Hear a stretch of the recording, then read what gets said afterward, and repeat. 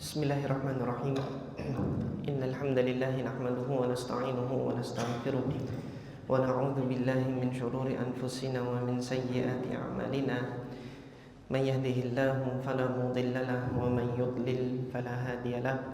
Wa asyhadu an la ilaha illallah wahdahu la syarika lahu wa asyhadu anna Muhammadan 'abduhu wa rasuluh. Allahumma shalli wa sallim wa barik ala Muhammadin wa ala alihi wa ashabihi wa man ihtada bihadyihi wastana bisunnatihi ila yaumiddin, amma ba'd. Alhamdulillah, jamaah salat maghrib Masjid Ar-Sunnah yang dirahmati oleh Allah Subhanahu wa taala.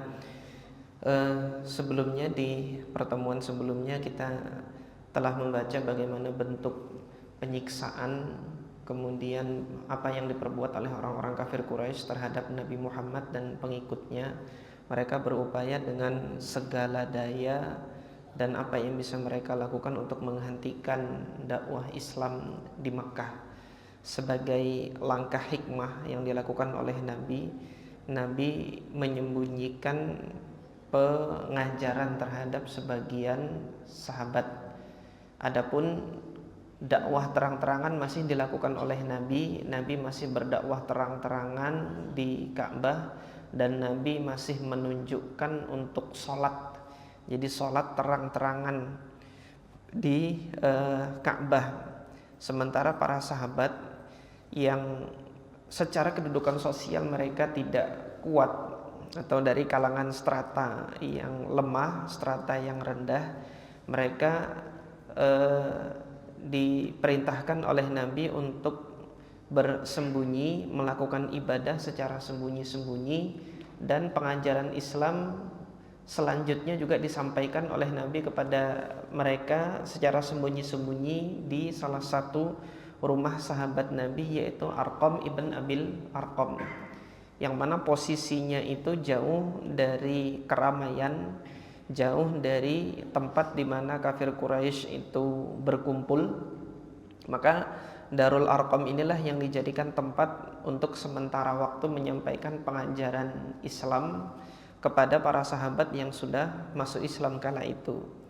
Nah, di tengah kondisi yang demikian, Allah Subhanahu wa taala mensyariatkan kaum muslimin untuk hijrah. Namun syariat ini masih berupa isyarat dari Allah Subhanahu wa taala. Dalam salah satu ayatnya di dalam surah Az-Zumar, Allah berkalam, lilladzina ahsanu fi hadhihi dunya hasanah wa ardullahi wasi'ah. Bagi orang-orang yang ahsanu, berbuat baik, fi hadhihi dunya hasanah, melakukan perbuatan baik di dunia ini, yaitu dengan masuk Islam, dengan mengikuti ajaran Nabi Muhammad, maka mereka telah melakukan perbuatan ihsan. Maka bagi mereka ini, kata Allah, wa ardullahi wasi'ah, bumi Allah ini luas, tidak sempit. Jadi kalian jangan berpikir bahwasanya tempat tinggal ini hanya di Mekah saja. Dunia ini luas, kata Allah. Innama yuwaffas sabiruna ajrahum bighairi hisab. Dan Allah kelak akan memberikan ganjaran pahalanya bagi orang-orang yang bersabar ini tanpa hisab. Jadi untuk sementara waktu Allah perintahkan untuk bersabar. Kemudian Allah berikan isyarat bahwasanya bumi Allah ini luas. Ini adalah isyarat untuk menyelamatkan diri dan akidah dari tekanan orang-orang kafir ini untuk mengungsi keluar dari negeri. Kemana itu belum diberitahukan oleh Allah Subhanahu wa taala dalam ayat ini. Namun Nabi Muhammad SAW kemudian mengabarkan tentang keberadaan seorang penguasa, raja yang arif bijaksana, yang dia bukan seorang muslim, tetapi tidak ada seorang pun yang dizalimi di wilayah kekuasaannya, yaitu di Habasyah. Disitulah kemudian Nabi Muhammad memerintahkan para sahabat untuk sementara waktu mengungsi.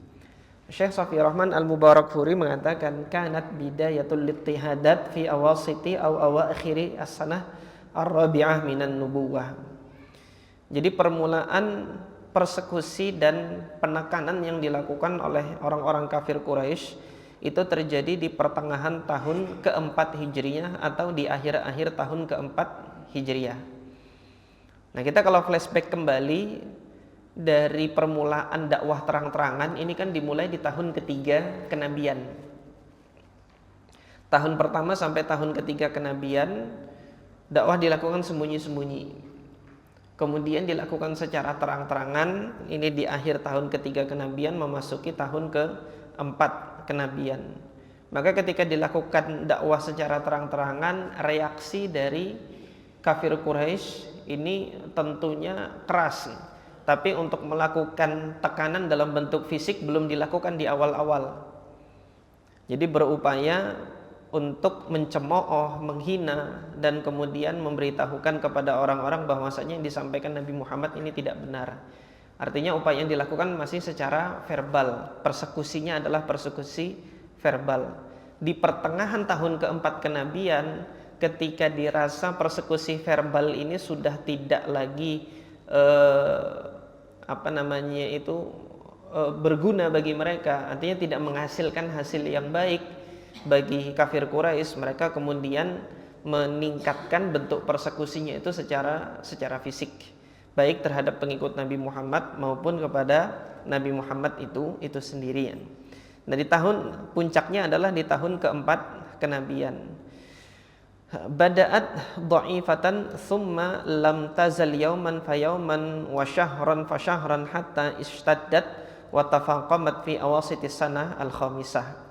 Jadi ketika sudah dimulai tekanan persekusi yang secara fisik tadi di tahun keempat kenabian di akhir, kemudian bertambah keras dan bertambah kuat di pertengahan tahun kelima kenabian. Ini semakin gencar, semakin kuat. Mereka kemudian bahkan melakukan pembunuhan terhadap kaum muslimin yang dari strata budak. Maka di antara bentuk kebijakan Nabi SAW adalah memerintahkan mereka untuk hijrah. Hatta nababihim al-maqam fi Makkah, ketika tinggal di Makkah ini sudah tidak mungkin lagi, sudah tidak layak lagi mereka itu tinggal di Makkah.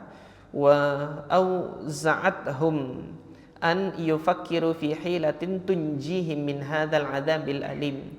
Para sahabat kemudian berpikir, memaksa mereka untuk berpikir apakah ada cara untuk menyelamatkan mereka dari bentuk-bentuk penyiksaan yang dilakukan oleh kafir Quraisy ini di tengah-tengah Mekah.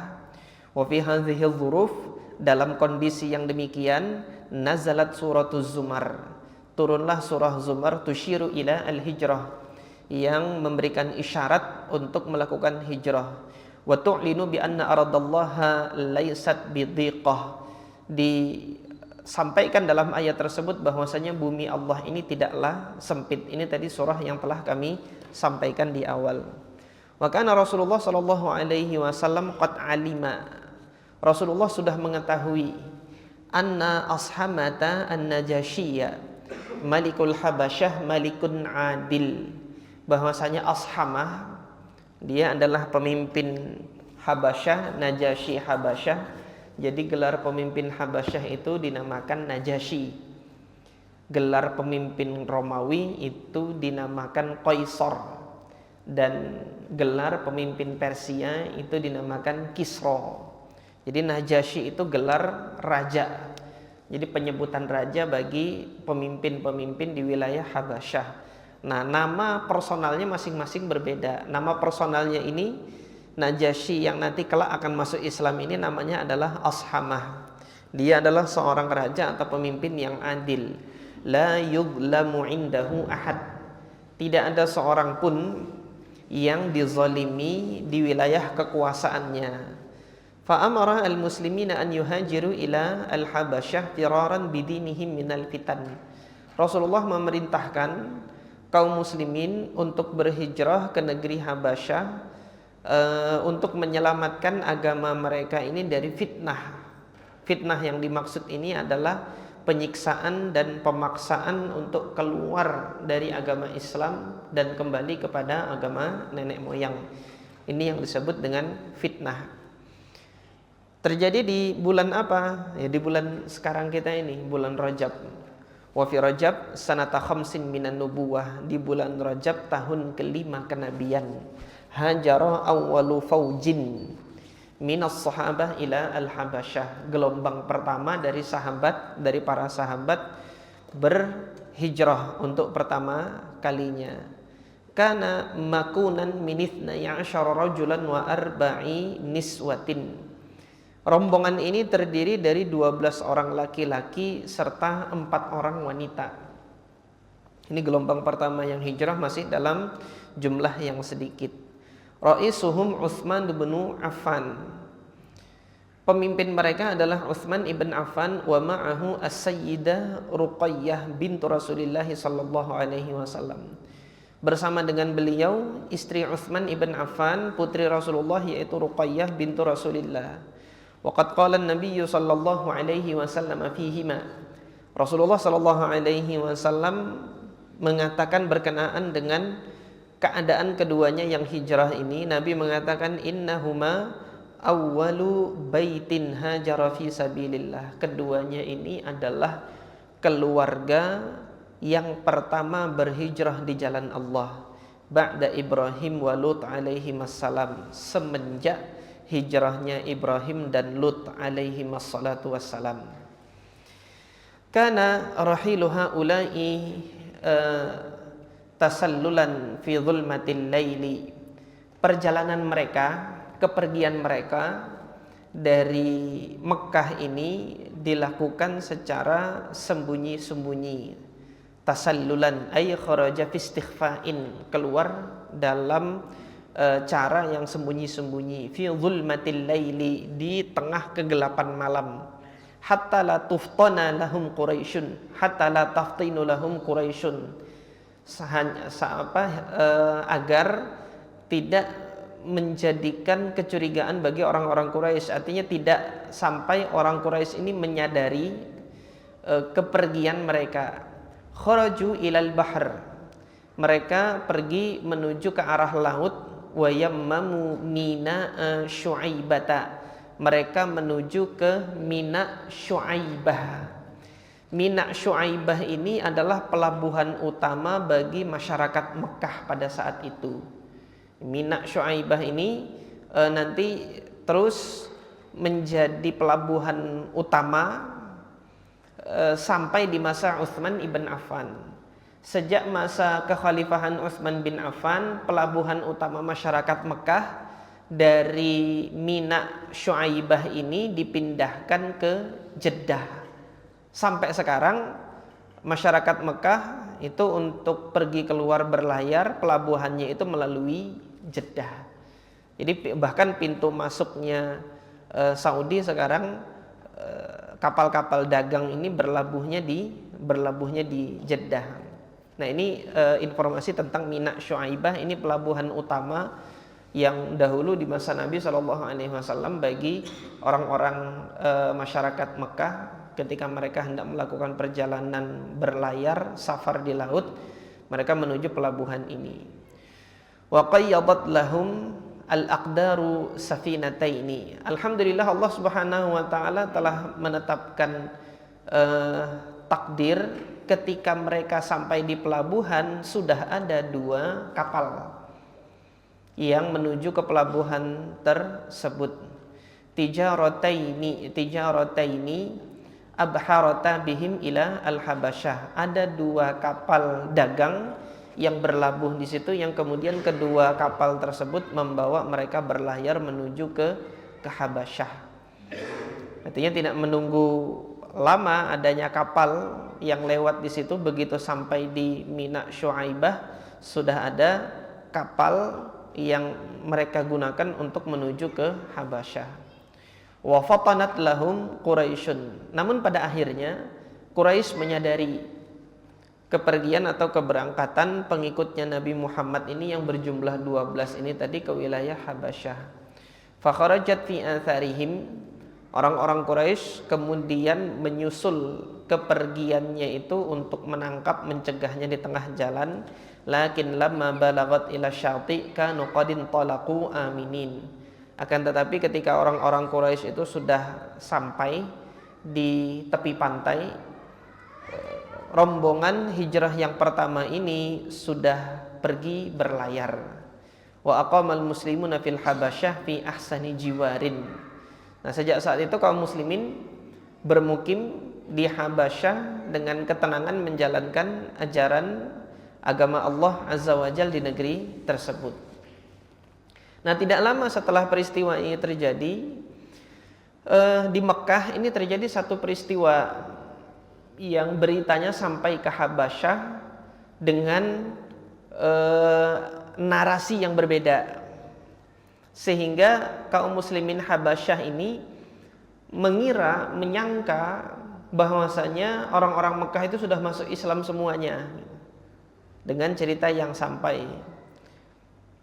Hakikatnya memang benar, pada saat itu orang-orang Mekah ketika mendengar Nabi Muhammad membaca Al-Quran, mereka tunduk sujud tanpa sadar bersama dengan Nabi Muhammad ke hadapan Ka'bah. Pada saat itu tunduk bersujud semuanya.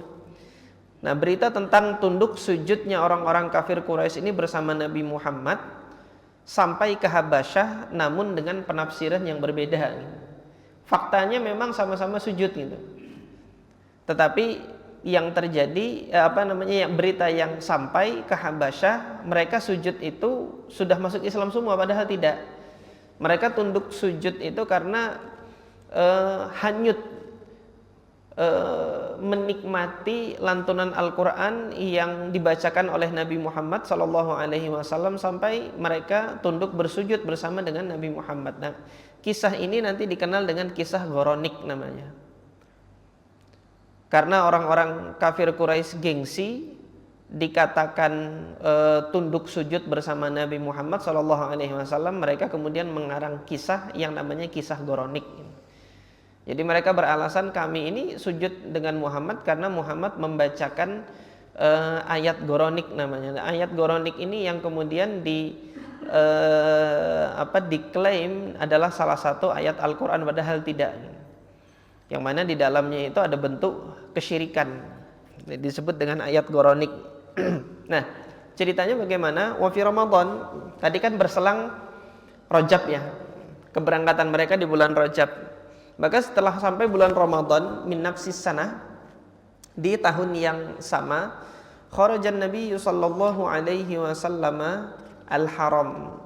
Rasulullah sallallahu alaihi wasallam pergi ke Masjidil Haram, ke Ka'bah.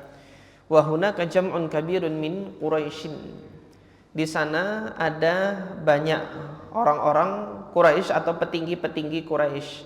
Kana fihi sadatuha wa kubara'uha. Di dalamnya itu di antara orang-orang kafir Quraisy yang berkumpul itu adalah para petinggi dan pembesar mereka. Faqama fihim. Rasulullah berdiri di tengah-tengah mereka, wa akhadha yatlu suratan najmi baghtatan. Rasulullah bersegera membaca surah An-Najm secara spontan, tiba-tiba, tanpa memberitahukan terlebih dahulu di hadapan mereka, tanpa muqaddimah, tanpa apa. Rasulullah langsung membacakan surah An-Najm di hadapan mereka. Inna ulaikal kuffar lam yakunu sami'u kalamallahi qabla dzalik. Nah, pada saat itu orang-orang kafir ini belum sama sekali mendengarkan lantunan kalam Allah Azza wa Jalla, para petingginya. Jadi di setiap kali Nabi Muhammad berdakwah mau menyampaikan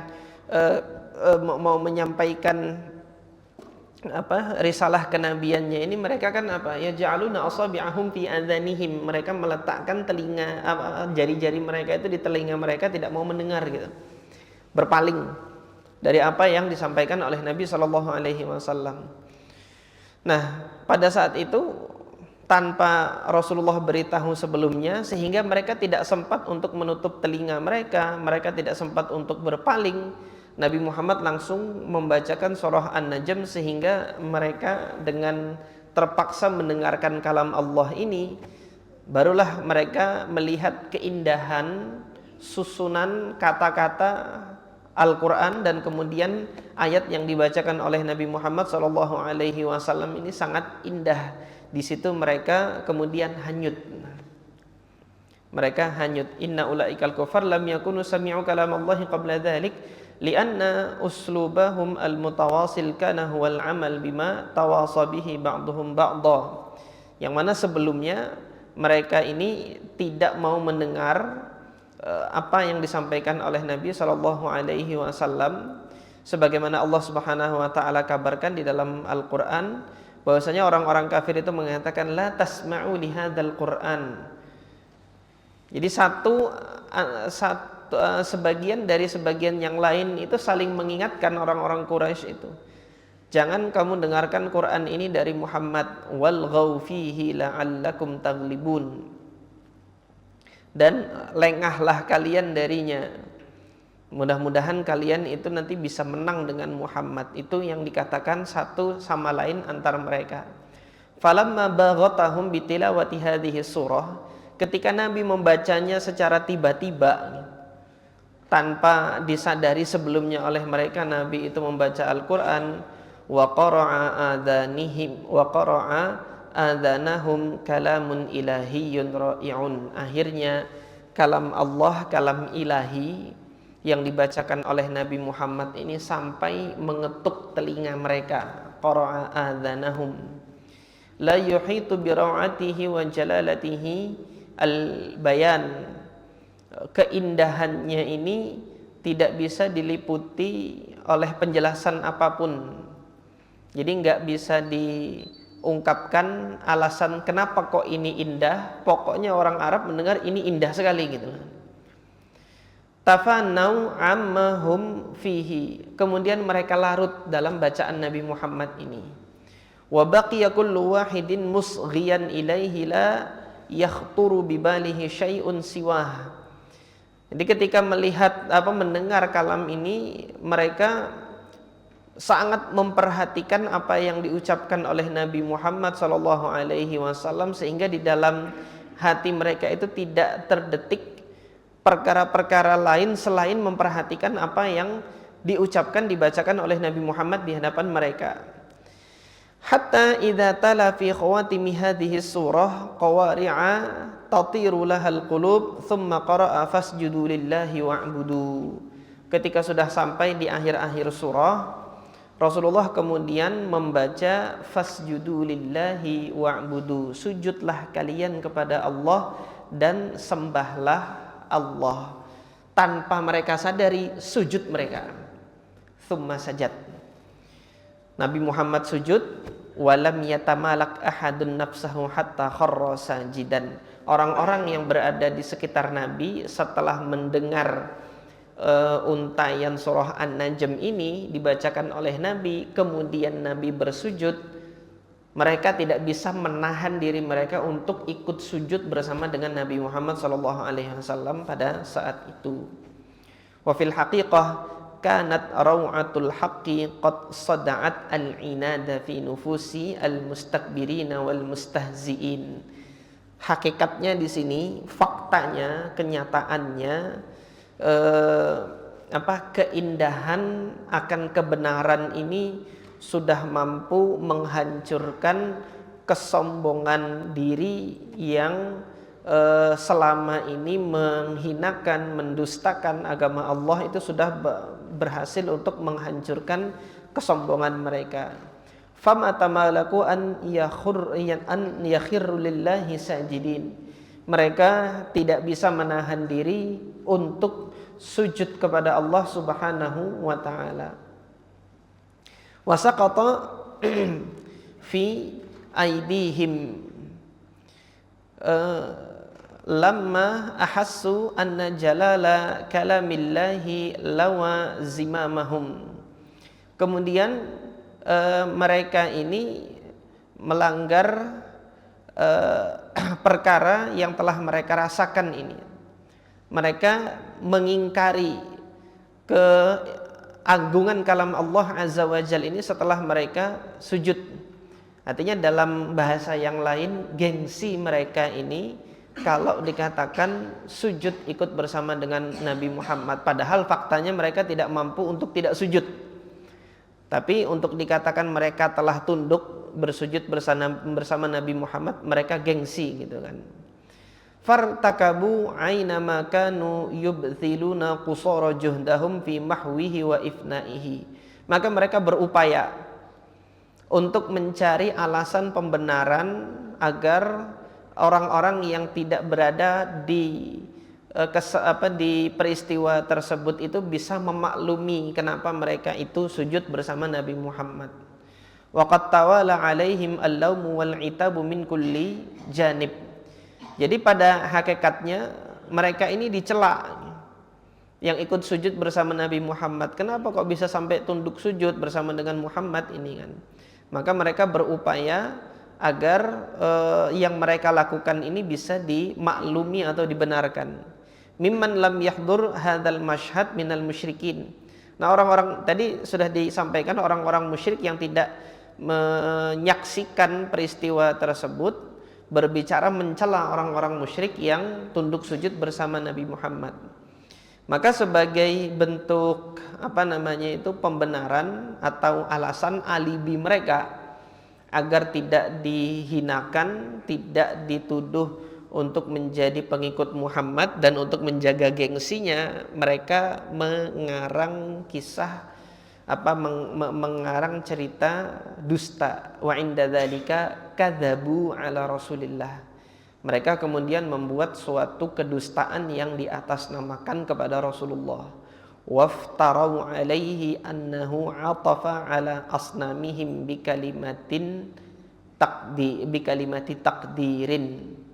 Mereka menyampaikan alasan yang dibuat-buat bahwasanya Muhammad ini sudah memuji berhala mereka dengan ucapan kalimat pujian terhadap berhala mereka.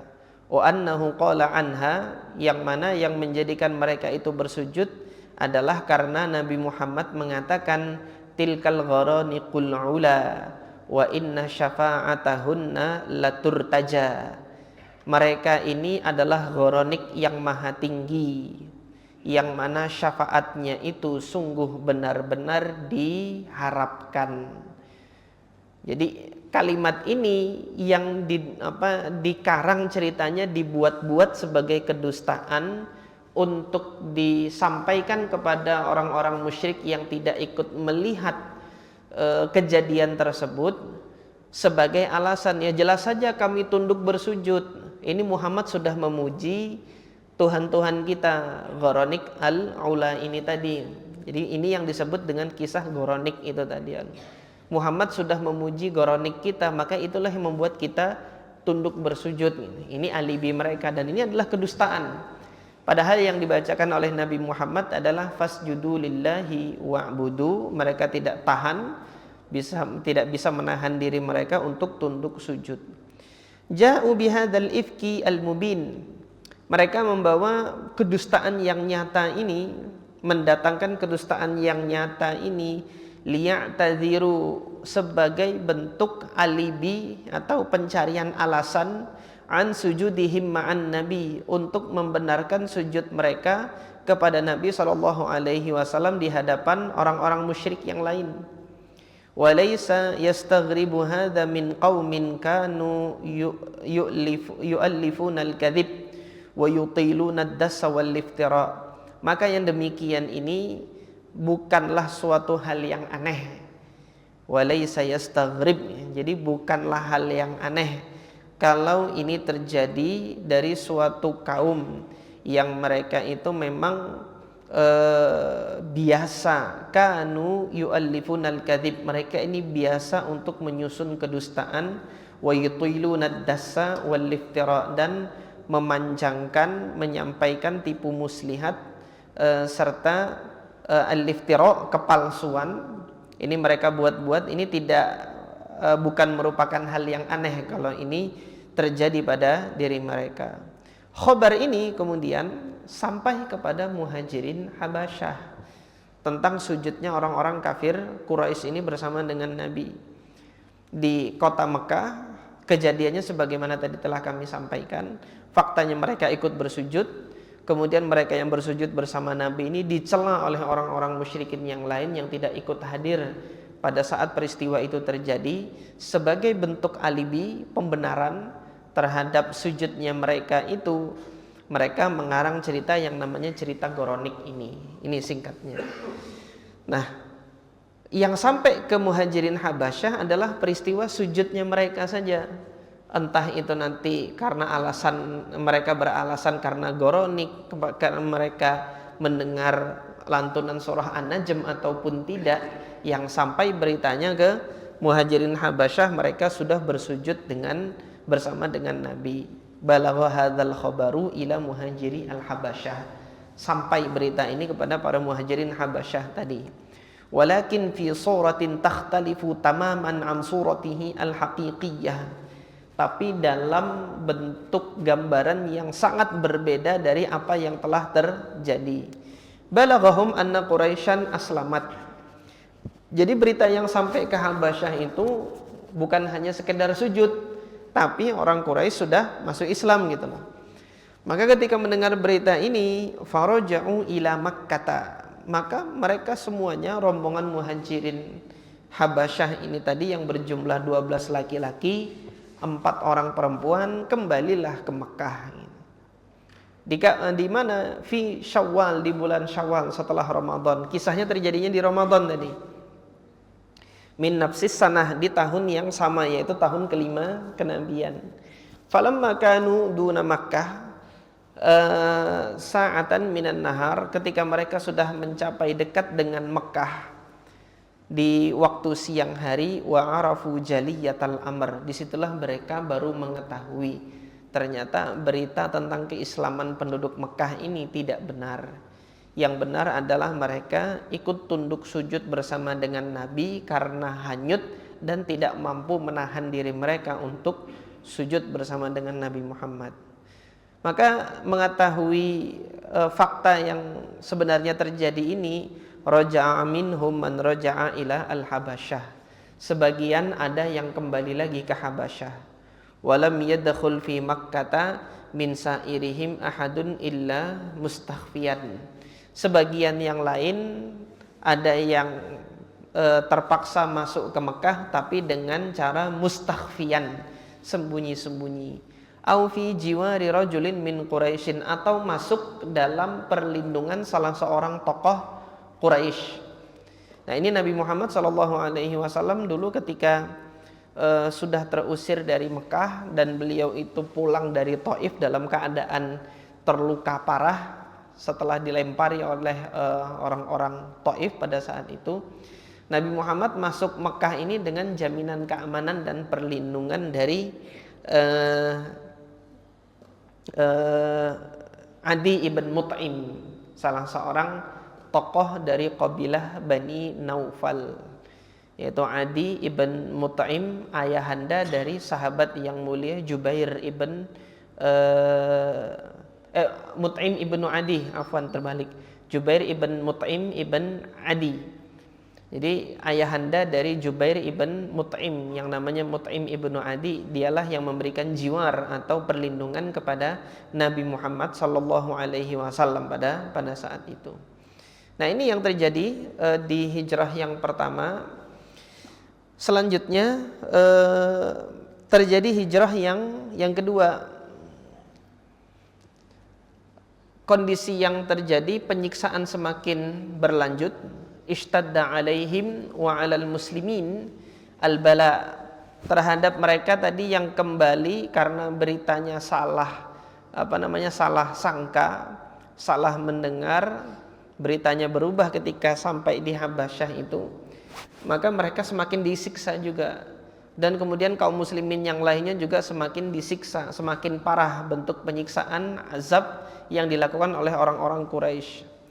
Wasatat bihim asyairuhum faqad kana sa'uba ala Quraisyin ma balaghaha minan Najasyi min husni al-jiwar.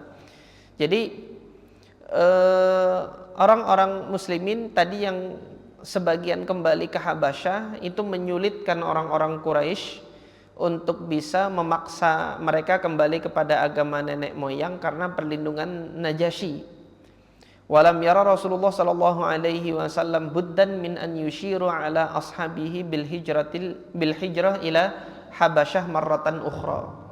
Melihat yang demikian ini semakin parah bentuk penyiksaan kafir Quraisy, dan kemudian faktanya orang-orang Quraisy ini tidak bisa berbuat apa-apa ketika kaum muslimin ini sudah sampai ke Habasyah karena perlindungan dari Najasyi, maka Rasulullah untuk kedua kalinya menetapkan kebijakan yang sama bagi para sahabat, sudah pergi lagi ke Habasyah.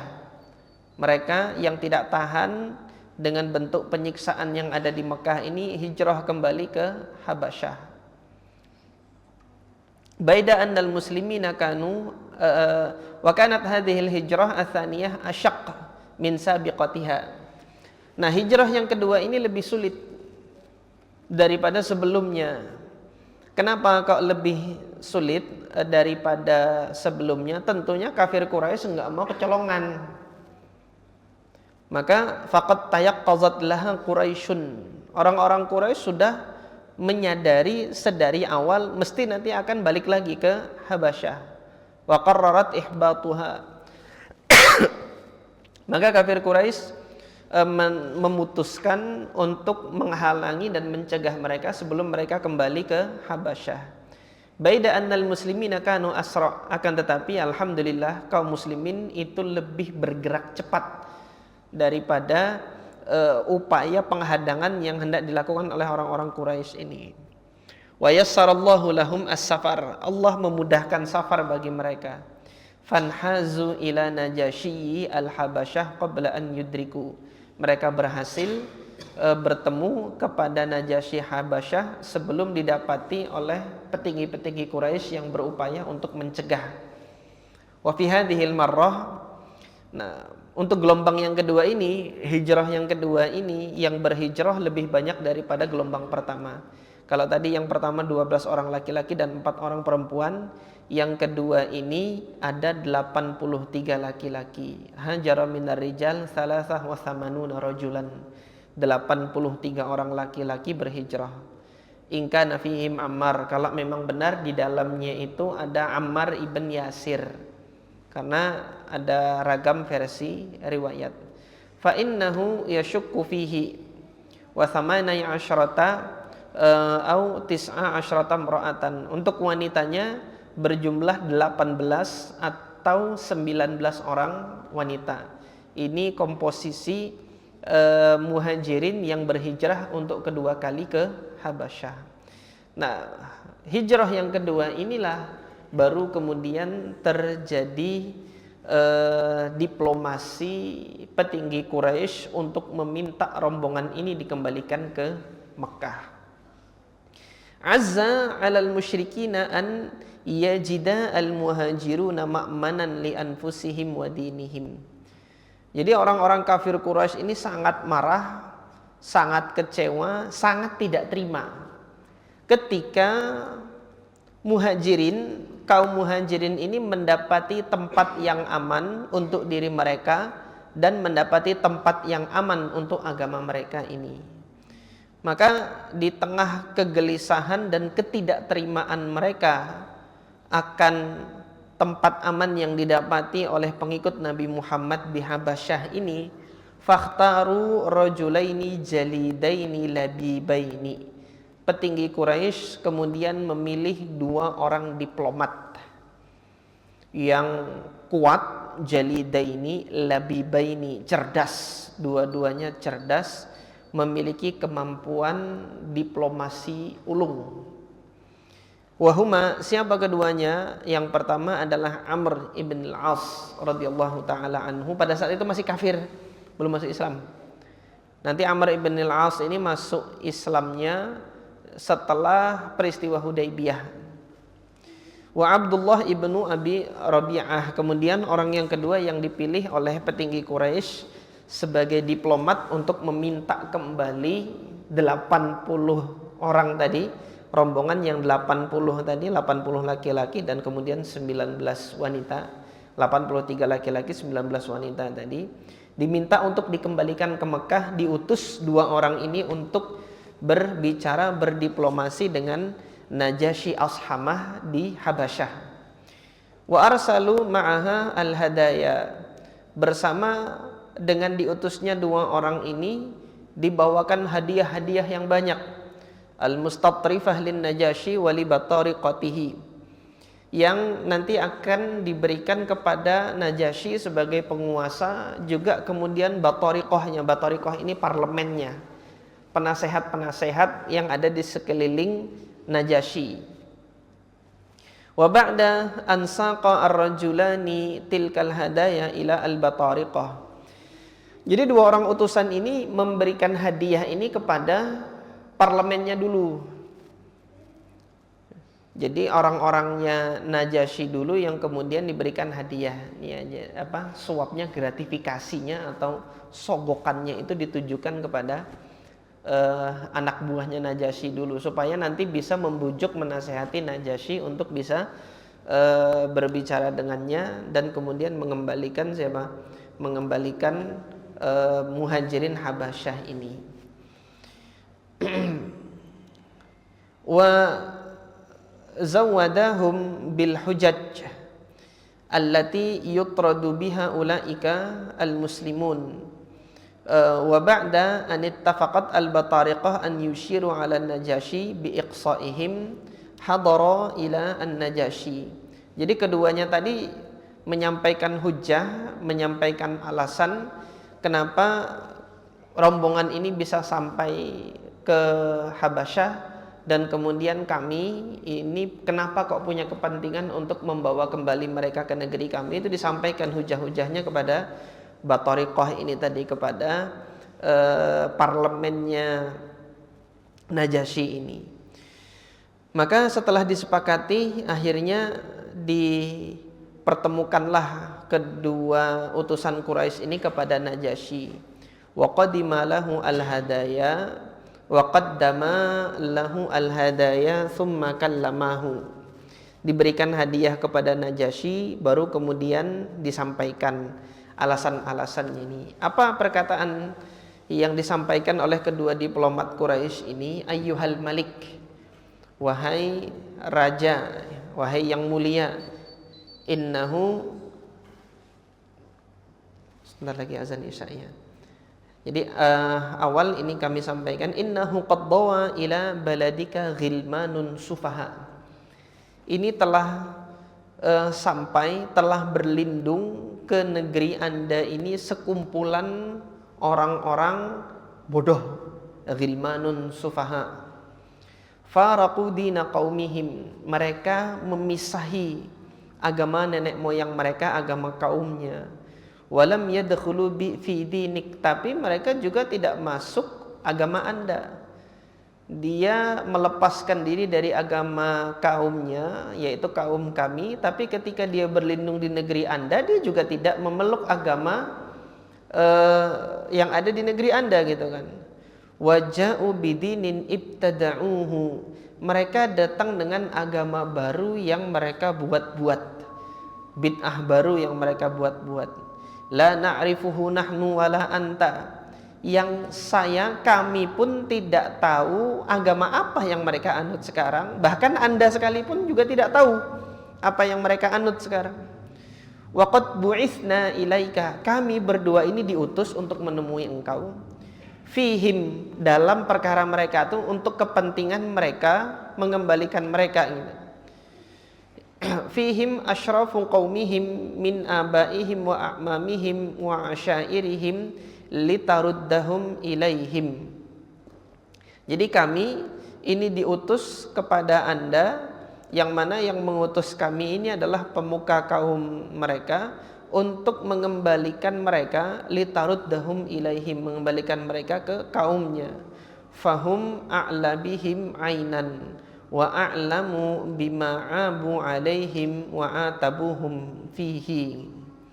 Jadi mereka lebih tinggi kedudukannya daripada para pengungsi ini, para muhajirin ini, dan mereka lebih mengetahui apa yang menjadikan sebab mereka ini durhaka kepada agama nenek moyangnya ini. Wa a'lamu bima abu alaihim, mereka dicela ini karena sebab apa.